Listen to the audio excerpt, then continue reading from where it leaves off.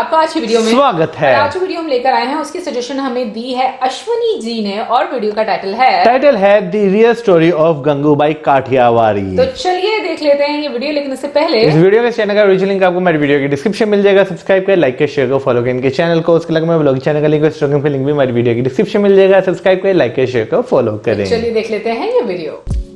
बॉलीवुड में जब भी कोई मूवी किसी रियल स्टोरी पर बेस्ड या फिर किसी की बायोग्राफी होती है तो अक्सर ये देखा गया है कि एक 2.5-3 घंटे की मूवी असली कहानी का हर पहलू अच्छी तरह बयां नहीं कर पाती। कई बार कहानी से जुड़ी कुछ खास बातें मूवी में बताई ही नहीं जाती, तो कई बार मूवी को एंटरटेनिंग बनाने के लिए स्टोरी में कई सारे फेर बदल के साथ काफी मिर्च मसाला भी ऐड कर दिया जाता है, जिससे ऑडियंस तक असली कहानी पूरी तरह पहुंच ही नहीं पाती। आज के इस वीडियो में हम आपको बताएंगे संजय लीला बंसाली की मूवी गंगूबाई काठियावाड़ी की असली कहानी उस लड़की की जो 16 साल की उम्र में मुंबई के रेड लाइट एरिया में फंस गई, जिसने बड़ी बेबाकी से मुंबई के एक डॉन के घर जाकर उसे राखी बांधी, जिसकी तस्वीर कमाठीपुरा की हर सेक्स वर्कर के पास हुआ करती थी और मुंबई में काम करती सेक्स वर्कर्स के अधिकारों के लिए जो प्रधानमंत्री तक पहुंच गई। एस हुसैन ज़ियादी की किताब माफिया क्वींस ऑफ मुंबई में गंगूबाई की कहानी के बारे में बताया गया है। हुसैन ज़ियादी की किताब पर इससे पहले शूट आउट एट वडाला और ब्लैक फ्राइडे जैसी मूवीज भी बन चुकी हैं। आखिर कौन थी ये माफिया क्वीन, आइए जानते हैं। ना एमएलए से, ना मंत्री से, ना बड़बू से, किसी के बाप से नहीं डरने का। काठियावाड़ गुजरात में रहने वाली गंगूबाई का असली नाम गंगा हरजीवन दास काठियावाड़ी था। वैसे तो उनके माता पिता उन्हें पढ़ाना लिखाना चाहते थे, पर गंगा का मन किताबों में नहीं बल्कि काठियावाड़ से मीलों दूर मुंबई की फिल्मी जगत में गुम था। वो आशा पारेख और हेमा मालिनी की बहुत बड़ी फैन थी और उन्हीं की तरह एक मशहूर अभिनेत्री भी बनना चाहती थी। वो अभिनेत्री तो नहीं बन पाई, पर मशहूर बेशक हुई। गंगा मात्र 16 साल की थी जब उसे रमणीक नाम के एक शख्स से प्यार हो गया। रमणीक गंगा के पिता के लिए काम करता था, लेकिन गंगू के घर वाले उसके और रमणीक के रिश्ते के खिलाफ थे। इसीलिए दोनों ने भागकर शादी करने का फैसला किया और काठियावाड़ से सीधे सपनों की नगरी मुंबई आ गए। कुछ दिनों साथ रहने के बाद रमणीक ने गंगा को कहा वो उन दोनों के लिए घर देखने जा रहा है और वो चाहता है कि गंगा तब तक उसकी मौसी के साथ रहे। रमणीक की मौसी आई और एक टैक्सी में गंगा को बिठाकर अपने साथ ले गई। वो टैक्सी मौसी के घर नहीं बल्कि कमाठीपुरा में जाकर रुकी, मुंबई का मशहूर रेड लाइट एरिया कमाठीपुरा। असल में गंगा के पति रमणीक ने उसे धोखा दिया और मात्र 500 रुपए में उसे बेच दिया था। 16 साल की गंगा ये बर्दाश्त ही नहीं कर पाई। उसने बहुत चीख पुकार मचाई, पर अंत में अपने हालातों के साथ समझौता कर लिया। वो चाह कर भी वापस काठियावाड़ नहीं जा सकती थी, क्योंकि जाहिर सी बात है वैशाली से वापस आई गंगा को अब उसका परिवार भी स्वीकार नहीं करता। गंगा हरजीवन दास अब गंगू बन चुकी थी। एक बार की बात है, शौकत खान नाम का एक पठान कमाठीपुरा आया था। उसने गंगू के साथ जबरदस्ती और बदसलूकी की। वो बड़ी ही बेरहमी से गंगू के साथ पेश आया। कुछ दिनों बाद ऐसा एक और बार हुआ और इस बार गंगू की हालत इतनी खराब हो गई कि उसे हॉस्पिटल तक जाना पड़ा। इस हादसे के बाद गंगू ने ठान लिया कि वो इस आदमी का पता तो लगा कर रहेगी। लोगों से पूछताछ में उससे पता चला कि उस आदमी का नाम शौकत खान है और वो मशहूर डॉन करीम लाला के लिए काम करता है। ये पता चलते ही गंगू सीधे करीम लाला के पास पहुंची। करीम लाला ने उसे अपने घर की छत पर बैठाया और उसके लिए खाने पीने की व्यवस्था भी की, पर गंगू ने खाना तो छोड़िए पानी के गिलास तक को हाथ नहीं लगाया, क्योंकि उसे समझ आ गया था कि करीम एक वेश्या को अपने घर में नहीं बुलाना चाहता है। उसने करीम से कहा कि आपने मुझे अपने घर पर नहीं बल्कि अपनी छत पर बैठाया है। अगर मेरे आने से आपका घर गंदा होता है तो आपके घर के किचन से आए इन बर्तनों को भला मैं क्यों गंदा करूं? करीम गंगू की बात सुनकर हैरान रह गया। उसने पूछा कि आखिर बात क्या है। गंगू ने शौकत के बारे में उसे सब बताया।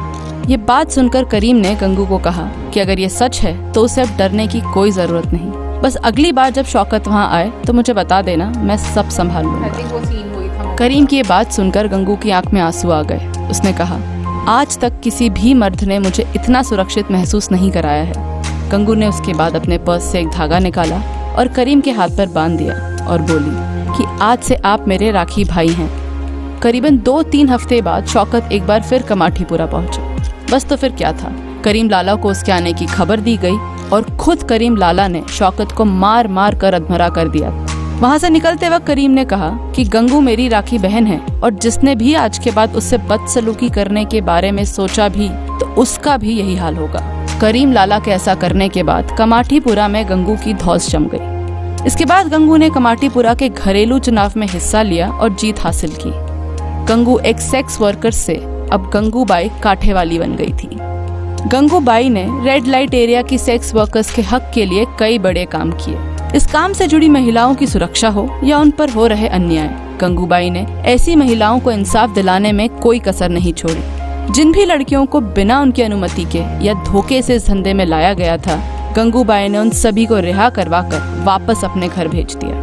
अपने काम की वजह से गंगू धीरे धीरे पावरफुल होती जा रही थी। जब भी वो भाषण देती तो लोगों को हिला कर रख देती थी। कुंवारी आपने छोड़ा नहीं और श्रीमती कभी किसी ने बनाया ही नहीं। इतना ही नहीं, जैदी की किताब के अनुसार एक समय ऐसा आया था जब कमाठीपुरा से सेक्स वर्कर्स को हटाने की मांग की जा रही थी।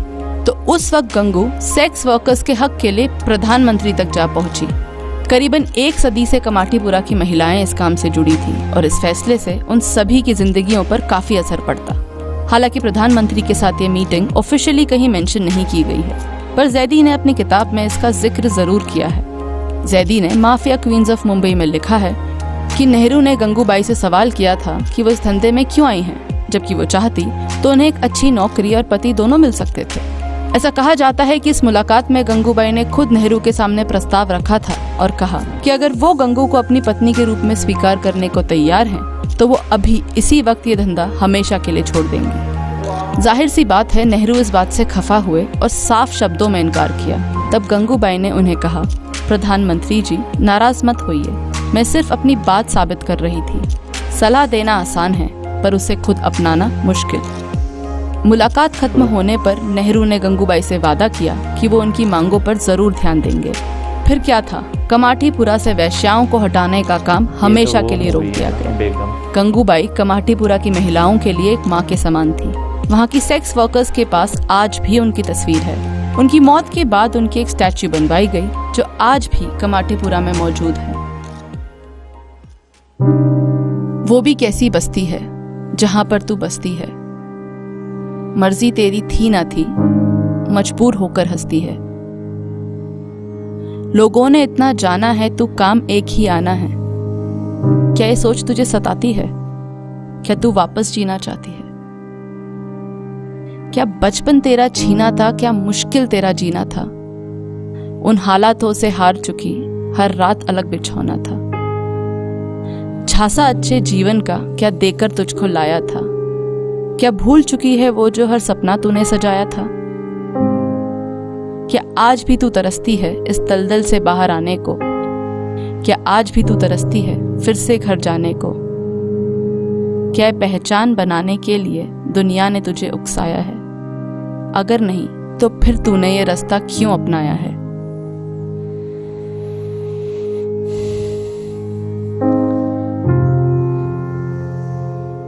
इस वीडियो में एक बात कही गई है कि आप 2 से 2.5 घंटे की जो वीडियो है या जो मूवी होती है उसमें बहुत सारी चीज़ें जो हैं, बहुत सारे अहम पहलू जो हैं वो मिस कर देते हैं। तो आप जो है सिर्फ वही जो एक बहुत इंपॉर्टेंट चीज़ होती है सिर्फ वही दिखा सकते हैं। लेकिन उसके अगर मैं दूसरी साइड पर देखूँ तो बहुत सारी वेब सीरीज ऐसी हैं जो कि बायोग्राफिकल बनी हुई हैं और वो देखने का बहुत मज़ा आता है। जैसे एक मूवी आई थी कंगना रनौत जी की थलाईवी, अगर उसकी बात करें तो उसकी एक वेब सीरीज भी बनी हुई है दी क्वीन। वो जो है राम्या कृष्णा जी ने उसमें अपना जो है रोल प्ले किया हुआ है जो लीड में है।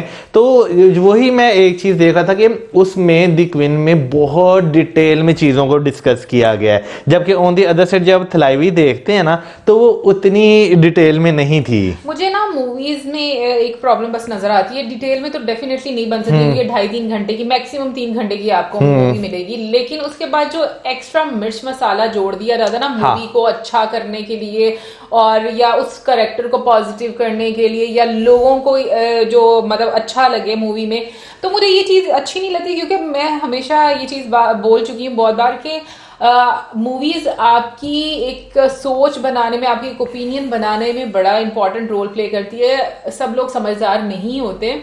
कुछ लोगों को यही लगता है कि जो मूवी में दिखाया जा रहा है वही रियलिटी बारे में वही रियलिटी है, इससे ऊपर नीचे कुछ नहीं है। क्योंकि उस कंट्री के लोग जो है उस मूवी को बना रहे हैं, तो इसलिए मुझे ऐसा लगता है कि फैक्ट्स जो है ना वो बहुत क्लियर होने चाहिए। ठीक है, आपको ऐसी थोड़ी सी कलरफुल चीजें जो कि मतलब मैं कहूँगी कि थोड़ा बहुत करना चाहिए, बहुत ज्यादा उसको चेंज नहीं करना चाहिए।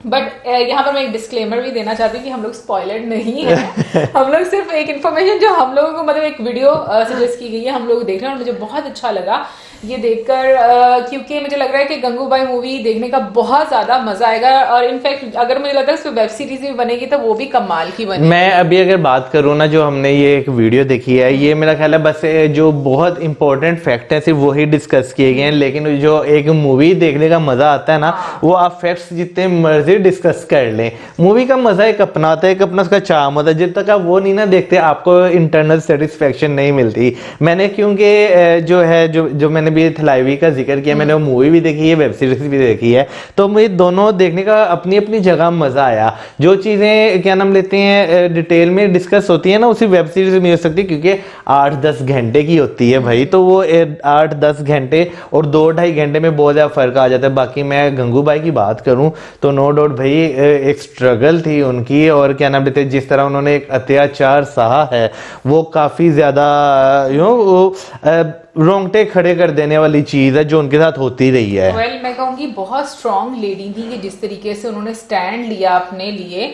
और हम लोग अक्सर कहते हैं ना कि कमल का फूल कीचड़ में क्यों उगता है, तो वो देखो ये चीज आपको आती है कि चाहे वो कीचड़ में उगता है लेकिन उसकी खूबसूरती अपनी रहती है। तो मैं ये बात कहूंगी कि जो चीजें होती है ना कि आपको सामने से नजर आ रही होती हैं और आप लोग बैठकर बड़े आसानी से उसका सुझाव भी दे रहे होते हैं कि नहीं ऐसे हो सकती है, ऐसी सिचुएशन हो सकती है, लेकिन जो उस दलदल में फंसा होता है उसके लिए वहां से निकलना, स्टैंड लेना और मुझे लगता है कि एक पावर में आना, वो बहुत एक डिफिकल्ट फेज रहता है जहां पर वो बहुत सारी स्ट्रगल्स देखकर आते हैं। तो मुझे लगता है कि ऐसी पावरफुल लेडीज हम लोगों ने देखी हैं अपनी लाइफ में जो कि वाकई में हालात को चेंज करने की ताकत रखती हैं।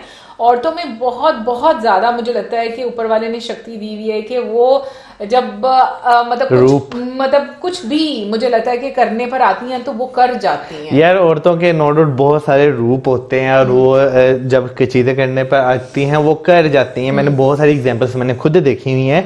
और यहाँ पर जैसे आपने कमल के फूल की बात की तो मैं यहाँ पर जो है ना जो मूवी की अभी हमने जो स्टोरी लाइन सुनी है उसके मुताबिक यानी कि उनकी जिंदगी की, तो उसके मुताबिक मुझे लगता है कि वो एक कहावत कहते हैं ना, कीचड़ को साफ करने के लिए कीचड़ में उतरना पड़ता है। अगर आप दूर से उसमें पानी फेंकना शुरू हो जाएंगे ना वो मिक्स हो जाएगा, वो भरना शुरू हो जाएगा बजाय इसके खत्म होने के।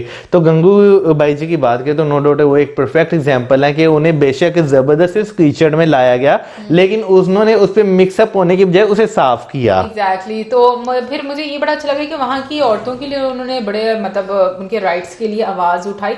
और इवन कि हम लोगों ने जो ट्रेलर भी देखा उसमें बड़े पावरफुल हम कहेंगे डायलॉग्स हम लोगों को सुनने को मिले हैं जो कि बड़े मैं कहूँगी ह्यूमरस वे में बता दिए गए हैं। लेकिन ये कि वो एक उसकी एक जो डायलॉग डिलीवरी है उसकी एक एनर्जी है, उसकी पावर आपको फील होती है। और बहुत सारे हमारे फ्रेंड्स हैं जिनसे हम लोगों ने ये भी पूछा था कि आपको क्या लगता है कि अगर आलिया भट्ट नहीं होती तो आपको कौन से मतलब एक्ट्रेस अच्छी लगती। वैसे यहाँ पर मैं बोलूँगी मुझे अगर मैं बात करूँगी जिस तरीके से एज का फैक्टर है बीच में कि 16 ईयर्स की थी वो, मुझे seriously Alia Bhatt perfect character लगी है इसमें जिस तरीके से उन्होंने एक्टिंग भी की है, मतलब जो हमने ट्रेलर में देखा है।